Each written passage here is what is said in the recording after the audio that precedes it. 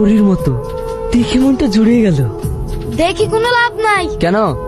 তুই বড় লোক আর ওই মেয়েটা গরিব, তাই। আরে আমি বড় লোক তো কি হয়েছে? তাছাড়া ও গরিব হলে আমার কোনো অসুবিধা নেই। আরে ভাই, গন্ডগোলটা এখানে না, গন্ডগোলটা অন্য জায়গায়। I love you. তোমার সাহস তো কম না, তুমি আমাকে ডিরেক্ট প্রপোজ করছো। দেখো, অত কিছু জানি না, আমি তোমাকে ভালোবাসি আর তোমাকে বিয়ে করতে চাই। বিয়ে? এটা কি খেলা নাকি যে চাইলেই পেয়ে যাবে? আমি ঠিক বুঝতে পারছি না তোমার আপত্তিটা কোথায়। আমার বাড়ি আছে, গাড়ি আছে, কোনো কিছুতেই কমতি হতে দেবো না। তোমার যে এত কিছু আছে, এটাতে আমার আপত্তি। এ কি বলছো তুমি? আমি শুনেছি মেয়েরা টাকাওয়ালা ছেলে পেলে আনন্দিত হয়, আর তুমি?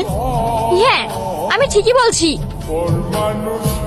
আমি সব মেয়েদের মতো না, আমি যেমন গরিব তেমন গরিব ছেলেকে বিয়ে করব।